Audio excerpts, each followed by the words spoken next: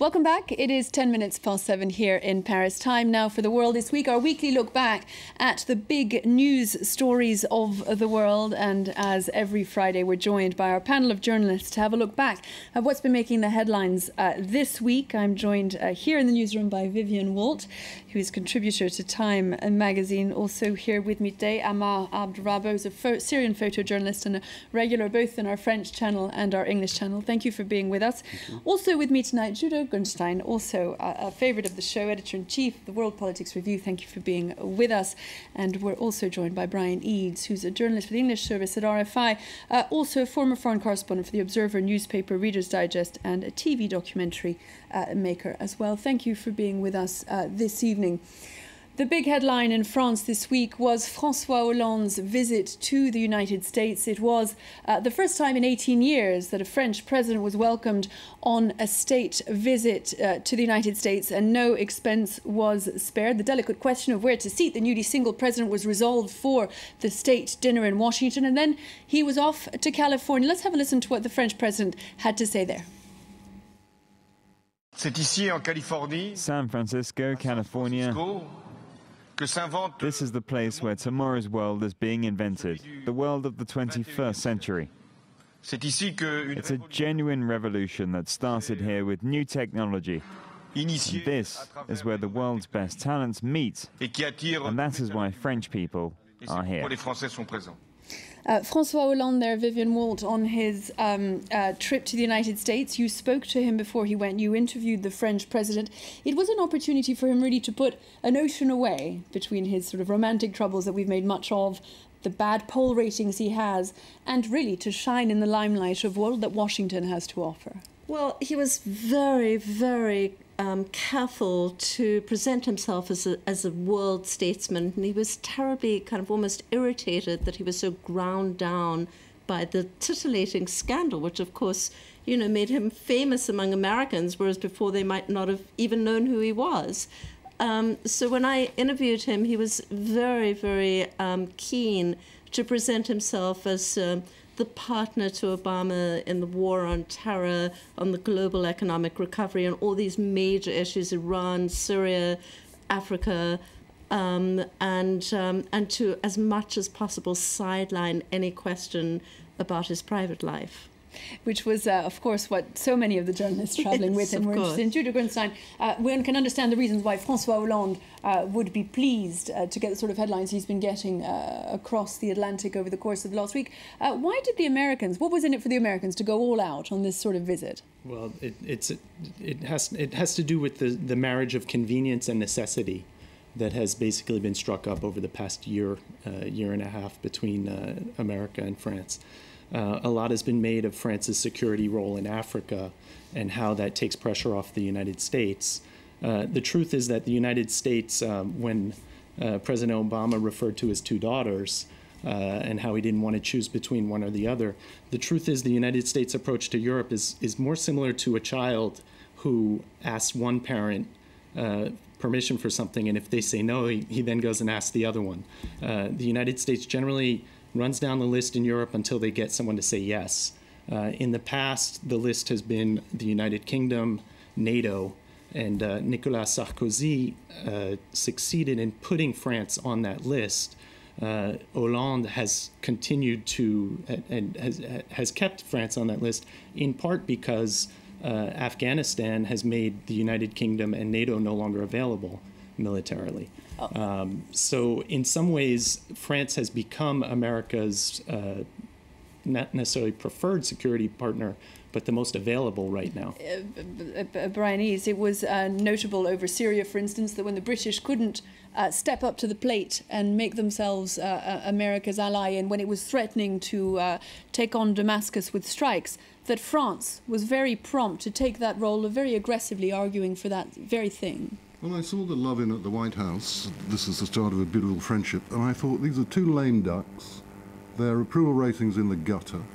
They've alienated their friends like Angela Merkel by bugging her phone or spending too much money. Two lame ducks supporting each other. France seems willing to get boots on the ground. America isn't. They just want to send drones. So is Hollande Obama's French poodle? What do you think, Ammar Abdrabbo? It was a marriage of convenience by two lame ducks. Obviously, it's been in the pipe for a long time. So the only thing I thought about looking at it from the French point of view was probably how sick was President Sarkozy, watching this, because he must have been quite jealous. Yeah, probably it was his visit, in a way, and not Hollande, who's. I mean, the left in France is usually not that pro-American. It's more very careful with the U.S. And now you see this. I agree. It's like. It's not a romance. It's definitely an agreement, and both need it. For François Hollande, probably it's much more interesting than for Obama. I mean, Vivienne said it. He's back as a statesman. I mean, it's a state visit, and he looks like a statesman, and it was very important for him now. Let's see what it will give in the next weeks. He went, Vivienne Walt, also to Silicon Valley. It was an interesting move, and one that simply serves to remind people, does it not, of the difficulties that France has in achieving the sort of thing the United States has in Silicon Valley, with entrepreneurship put forward as it is. In the end, there he was paying homage to what America has done, precisely his weak point back home. Absolutely, and he only wishes he had a Silicon Valley at home. And, Fleur Pellerin, his digital innovation minister, is trying very hard to create one in this country, but of course is up against so many factors that militate against it. That, and clearly Hollande realizes that he has to do something like that this is really the key to economic growth, and, particularly among the youth. But I just wanted to pick up on something that Ammar said, and also Judah, and that is, I think it's kind of might be too easy to underestimate France. I mean, this is the world's 5th biggest economy. It does have Europe's biggest military. I mean, it is a serious power. And I think, being here in Paris, one tends to sometimes forget that, because it's so sort of stuck in this somewhat, state of like paralysis at the moment. But I think when you look at the statistics, I mean, certainly, and I think Obama is all too aware of this, that, for global economic recovery, he's actually got to also, hope that France gets moving again. I was just going to say, I agree to a certain degree in terms of France, and especially in terms of their military and their security role. There is a tendency to underestimate European militaries in general, and the French military in particular, for a whole variety of historical reasons. And it is a very, very exceptionally professional and competent and effective military, and we saw that in Mali. At the same time, there are certain limitations in certain capabilities, where even to do the Mali operation, they needed airlift from the United States and from European partners, and they need drones and intelligence and some of the more high-tech elements of controlling a battlefield at this point from the United States. And so, and the other thing is too, that without underselling what they've done in Mali in particular, we saw with Syria, for instance, which was almost like a Wile E. Coyote moment, where Hollande was ready to go, and the minute that Obama hesitated, Hollande kind of was already over the cliff and had to scramble back onto land. There are certain operations that France simply cannot do on their own, and those are the operations where there is a real another military actually facing it in a contested airspace, in a contested zone of combat zone.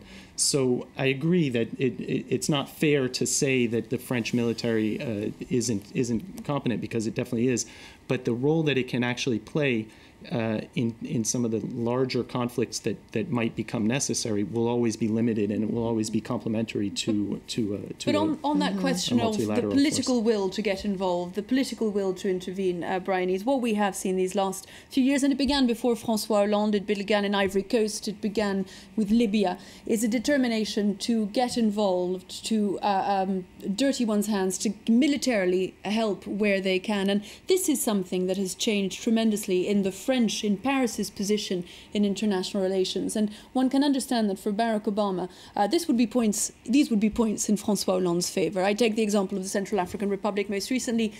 the United Nations weren't willing to intervene. The only people probably who could to begin with were the French, and they did it. Indeed, and as I said earlier, America it's got its hands dirty in Iraq, in Afghanistan, elsewhere, doesn't want it to happen again. France has to pay its armed forces, it has to house them, it has to feed them, it has to equip them if they're living in Marseille. If they go to Central African Republic or to Mali, it's an adventure playground for the military. They can do things with real ammunition.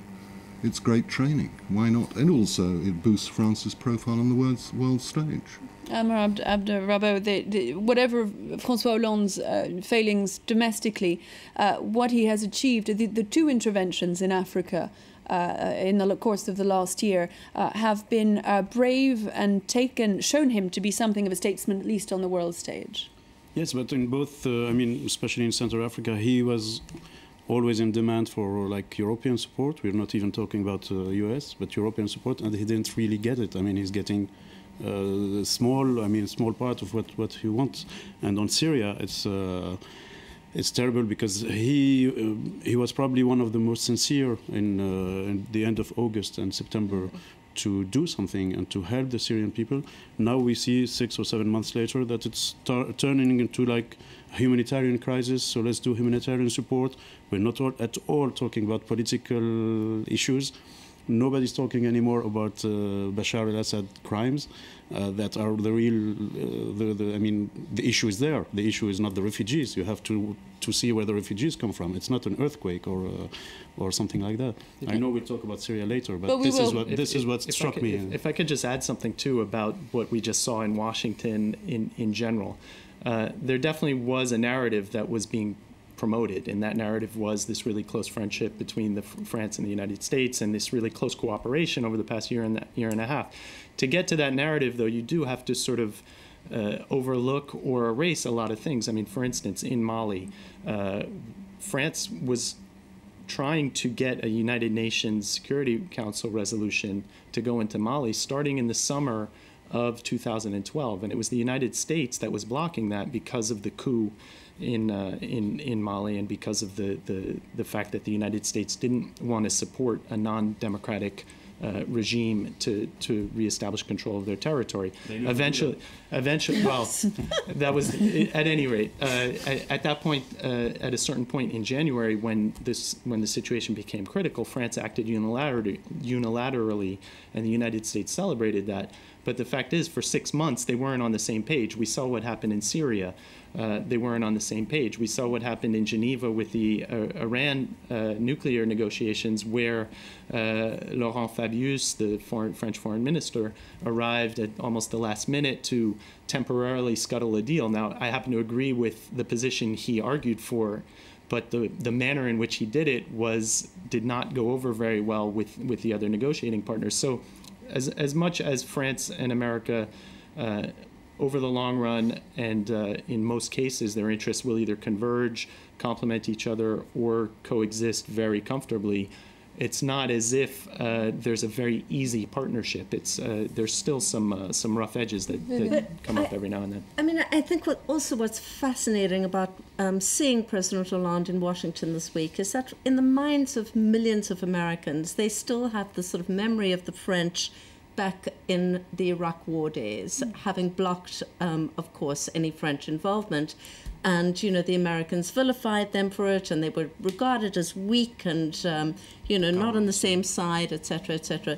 10 years on, you know, when you speak to French government officials, they will say, we don't have any Iraq syndrome the way the Americans do. The Americans are now, they've been burnt, they're exhausted by war. We don't have that feeling. You know, we see a conflict that we think we have to intervene in, and we feel like the country will pretty much rally behind us, whereas, of course, Obama would never feel that. The Americans truly have had enough. And so the French have proved the unlikely reinventors, in a sense, of humanitarian intervention, Ammar. They are picking up where others have left off as a result, no doubt, partly of Iraq syndrome. For the moment, honestly, I mean, I'm maybe biased or whatever, but for the moment, I still see the whole Syria affair as a major failure. There's no success in any way, not humanitarian, not in foreseeing what's going to happen, not in the minimum of strategy, the minimum of listening to all parts. It's nothing of this common sense, let's say, has been used. So for the moment, I can't say the French are doing better than someone else. It is a failure of all. On Brian Eads, on the question of the Central African Republic, before we move on to the rest, and staying with that French determination to get involved, to prevent genocides in this case, was what had been explained to the French public at the time. We see tonight that France is sending 400 more troops. The danger had always been that in this particular case, more than in Mali, the French would get bogged down in something much more complicated, much more long-term, much more dangerous, and perhaps too far beyond their control. Well, it's entirely possible, isn't it? So why are they sending them? Could you find the Central African Republic on the map? I imagine most viewers couldn't. The French are interested, they have interests, that's why they're there. They've made a choice. I very much doubt whether anyone else, any European partners will want to be involved. The Americans don't want to be involved. Who does want to be involved? The UN, perhaps, because the people who provide peacekeeping forces for the UN make plenty of money out of it. It's good for them. But who else wants to be involved in that? No, but it's precisely what we heard as well in the call tonight as France announced those extra troop deployments. Judah, they also called on more solidarity from the rest of the world. They feel they're not seeing enough. It's a low blow and it's an easy joke, but François Hollande seems to be going stag in more than just Washington. I mean, the fact is that even in Mali, it was a hard sell to get support, and it's coming pretty late. The problem with Europe right now is that defense budgets have gone down. There's a war weariness and a fatigue in some of the less military countries that did participate in Afghanistan.